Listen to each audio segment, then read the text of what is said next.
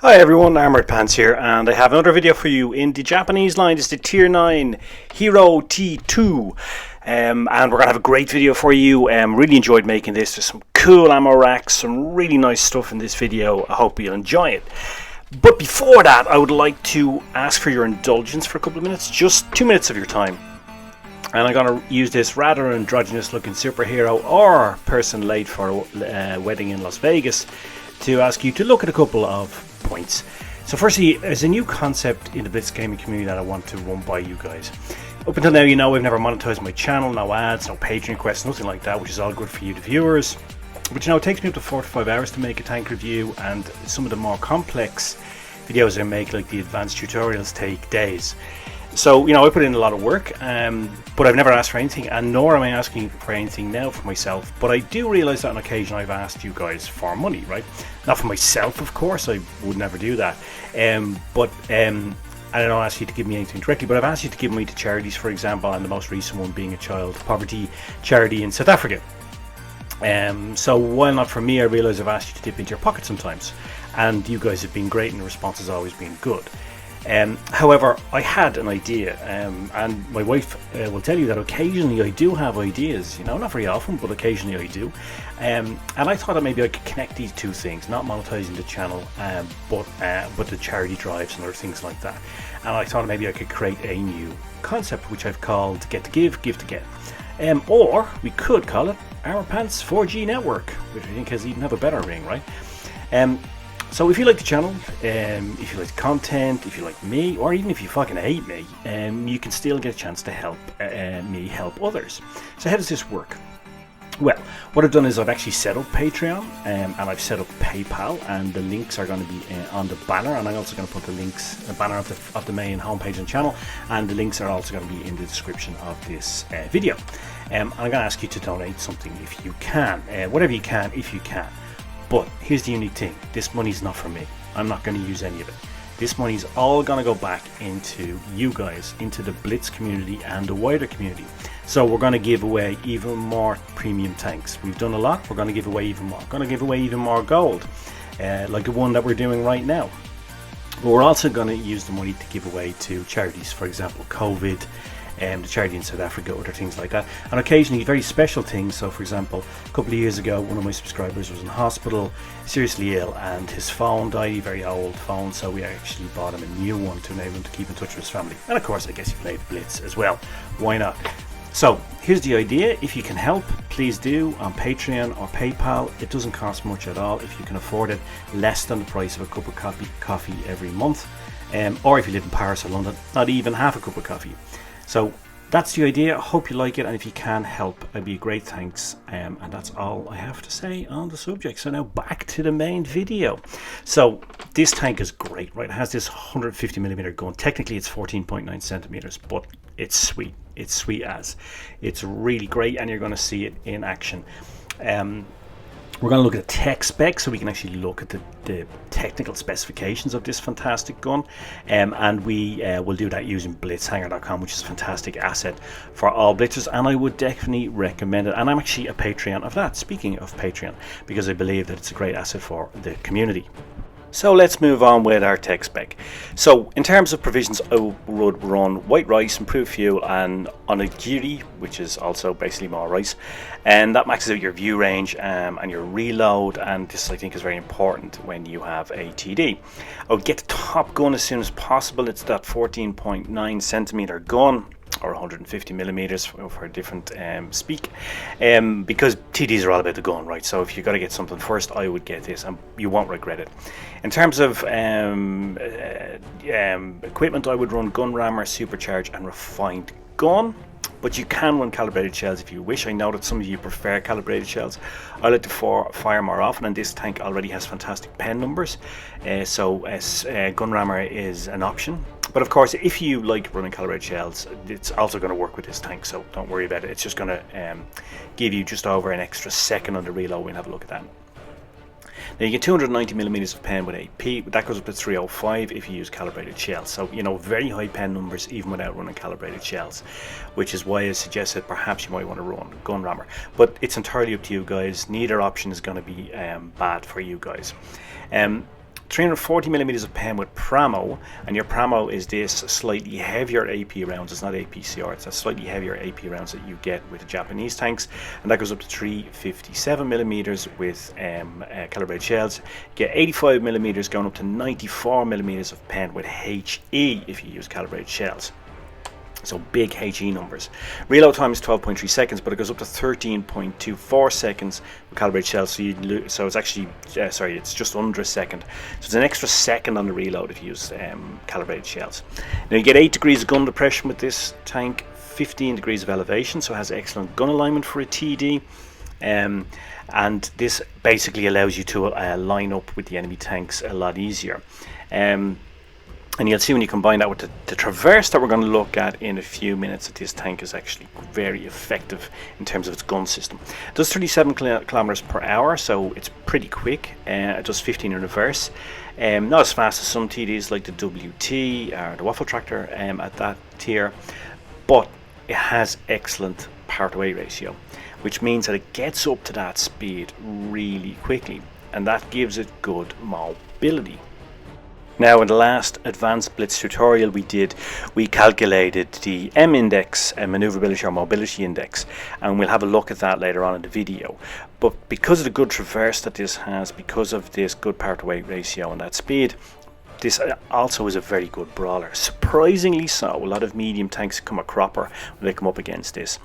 Camo numbers are super. A tank with a 380 meter view range has to get within 207 meters of you to spot you up, so fantastic camo numbers. And even if you're moving, it's only 240 meters. This of course is with camo net. I would recommend that you run camo net if you are running a TD. Now it has very good frontal armor as well, particularly if it's top tier. If it's top tier, you can even play this tank front on. Those armor numbers are excellent. If you're up tiered, chances are most tanks, particularly heavy and TD tanks, are going to be able to pen you, so you need to be a little bit more cautious. But it does have this frontal armor, so this makes it a formidable opponent. Whether you are playing it as a sniper tank or from the back, or whether you are going front line, as you can do when this tank is top tier. Obviously at the back and the side you're extremely vulnerable. You don't have any spaced armor or anything like that, so you are going to get heshed, heated and HE'd. If you're up tiered, you're going to be up against the biggest guns in the game, and if you're side on or they get a look at the back of you, you can be one-shotted. So you need to be aware of that and play cautiously until you know where the big guns are, especially if you're up tiered. But you can see here what I was talking about. When you're top tier, it's almost impossible, except for that small lower plate, to be penned front on. By tier 8 tanks, tier 9 tanks, you're still very good, but tier 10 you're much more vulnerable, so just be aware of that, as we've discussed. In terms of strategy with this tank, well, this tank is an excellent TD if you play it as traditional TD, staying at the back and putting in damage from distance. Excellent at this role. It has great gun index, great gun system in tank, which we're going to have a look at as well. If you don't know what the G index is, it's also in one of the advanced tutorials that we had a look at. Both are available on the advanced tutorial playlist if you want to have a look at those, if you haven't seen them already. Definitely something for you, those of you who wish to take your gaming to the next level, to have a look at. Now, as I said, the gun index in this tank is great, and we're going to have a look at this gun in action. So we're going to have a look at some gunplay. Now just a couple of shots I want to show you from the games I recorded when I was making this video. Now the G index on this is 14,000, or let's, if you want to run down 14, right? And the WT only has 10. So the WT we know is one of the most effective TDs within its tier. This has a 40% better gun handling ratio than the Waffle Tractor, so therefore impressive, right? And we're going to have a look at it in action here. Look at this. Boom. Ammo rack. This tank will deliver you ammo racks quite consistently. We look here. I mean, this tank, the gun system, this 14k gun handling index really is, you know, super when you put it into action, and you can deliver shots like that consistently. I was doing, you know, 1, 2, sometimes 3 ammo racks in every 9-10 games I was playing on this tank when I was shooting the video. Another really nice one coming up here on an up tier tank, the IS-7. The IS-7 of course is, you know, known for being vulnerable for ammo racks. You know, you can see here, and I slow it down, I am tracking it, and then I know where the ammo rack vulnerable part of the front armor is, realign with that, and boom baby boom, destination fucked, one-way ticket for that IS-7. And you can deliver shots like that consistently in this tank. It really is a very, very good TD. Now we're gonna have a look at some gameplay, new bay. But before that, I want to just talk to you about the mobility or maneuverability index. It's 2.7, which is 60% of the WT. But the WT is one of the most, the Wolf Track is one of the most maneuverable TDs in its tier. But like, for example, it's 20% better than the Ag Tiger. So it is a very maneuverable TD, and you're going to have a look at that in play. And what you're going to see in play, two things to take note of, guys, are the gun handling and the mobility, right? So that G index and that M index in play. And you're going to see it in action here in this game. This is going to be a mastery game. And it's a master game delivered utilizing those two key strengths of this tank, and we're up tiered as well, so we're not being top tier bully here, but you'll see both of those excellent attributes of this tank in play here. So you can see I am pushing along here, and again we're gonna exactly example of what I discussed here. I'm going to be able to keep up and then catch the tanks which are pushing on, not a problem for me here. And you can see, you know, even the M46 Patton, he's pushing on, but I know I'm able to, well, okay, not overtake him, but I'm certainly able to keep up with him, right? While I only have 37 kilometers top speed, the power to weight ratio means that I can get around the map, and I'm actually going to move around this map quite a bit in this tank. You can see I'm going here to see if I can help my medium tank to cap, so I'm gonna he's already taken care of with the red, so my assistance is not required. So now I'm going to see if I can find some targets. You know, okay, look, it's not going to move like a medium or light tank, but you can see it's relatively mobile for a TD, particularly one with such good frontal armor. Obviously I'm aware of the shell selection here, so I switch up to HE and I get a nice alpha roll on this standard B. Lovely Freddie Mercury round straight up the backside, and he is like Frodo. He has just recently had his ring destroyed, so just like the little Hobbit, he is not having a good day. So we push up here, look for other targets. You can see, you know, getting around the map pretty well. This tank is very, very agile in terms of its ability to get around the map should you require it. Don't always need to play like this. Of course you can play snap a shot off there into the Death Star, take him out.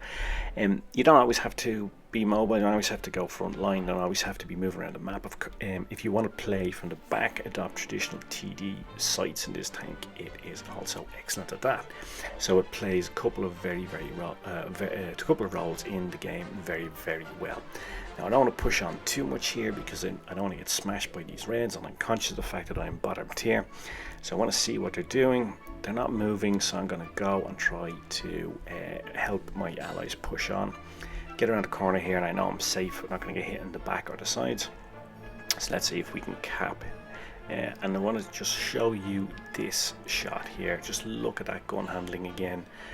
Ivan Needle stuff, you know, really is able to put in very consistent, accurate shots with this gun. And there's another one to clear off that red, you know, right into the very small target where his armor is weak on the bottom plate.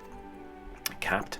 We're going to have a look at the gun handling again here. Really small target that's moving, and this gun delivers time and time again. So a bit of a tracking shot coming up here, which you're going to see, and I'm also going to slow it down so you can have a look for it as well. So here we are. It is on the T.II. So, you know, we know that the couple of the T.II. is vulnerable. Slow it down so we can have a look, and nice tracking shot straight into the couple of the T.II. OE4. And you know, any tank that can deliver a shot like that is obviously a good tank with a good gun handling system, and then we're able to clear him off. Easy kill shot there. and now it's just the E100 left. The game is won. And I think I've done a pretty good job in helping my team, being a good teammate, and I'm actually able to get in a couple of nice reward shots here. One smash one into the side there of the E100. E100 is putting up a fight, you know, he's doing everything he can, moving around, but I'm going to come in, I switch up to my Pramo to get the kill shot, and I take him out. Another kill for me, and that probably last kill delivers the mastery badge. So you can see there, almost 4k damage, 3.7 something k damage. Not the highest damage, but the highest XP, and not bad contribution when you're a lower tier in a top tier game. You can see there a lot of damage done, being involved in damaging 5 of the enemy tanks. But you know, apart from the mastery badge, I think that this game is a good illustration of the strengths of this tank, which are basically its gun handling and its mobility. And the G index and the M index prove the case that this is a very mobile TD, not quite as mobile as the Waffle Tractor, but then very few TDs are, but also coupled with some excellent gun handling. Another point about this tank is we didn't see it there, but if you are top tiered, you can also use that armor to push on into the enemy, and even tier 8 heavy tanks and tier 8 TDs are going to find it tough to pen you front on. But of course, when you're up tiered, as I was in that game, you need to be a little bit more cautious and not push out and be so aggressive. And of course, when you're starting with this tank, I would recommend that you sit at the back until you get used to it, get used to gun handling, and just farm damage in traditional TD role. So let's have a recap of this really excellent tank destroyer.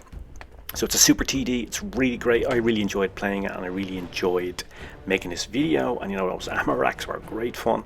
It has good DPM, has good rate of fire, it's nice alpha rolls, everything you're looking for in a TD. You know, it's agile and mobile for a TD, as we saw in that game. Got around the map really well, no problem to it.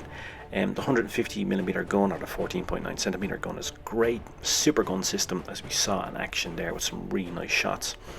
13 meters per second muzzle velocity, and it's the same on all shells, which is great. And that's if you use supercharge, which I recommend you do. Get 8 degrees of gun depression, good gun alignment, no problems lining up your shots. Low dispersion, lower the dispersion, better the gun handling, so therefore use refined gun, which you should use on should use on TDs, and I would use supercharged refined gun. And of course you need to run a camo net as well. It has great traverse, surprisingly good brawler. Many medium light tank get surprised by this tank and get smashed by it. And the G index is 14, M index 2.7, so very good. And as we said, you know, compared to the Waffle Tractor, it really holds its own. And of course, one of the advantages it has over the Waffle Tractor is that it has that armor. It's really excellent. It was a pleasure to play, a pleasure making this video, and I hope you guys will enjoy it too. And I hope that you can utilize the tips and the information in this video to enjoy it even more so, and make you guys even better players with this super TD. So I guess all remains now for me to say is cheers Mush, thanks for watching. I hope you enjoyed it, I hope you found it useful. Please get involved in the Armour Pants 4G on Patreon and PayPal if you can, because it's good to give, but it's even better to get, and we can do both by helping the community. So I guess all remains for me now to say is pants off.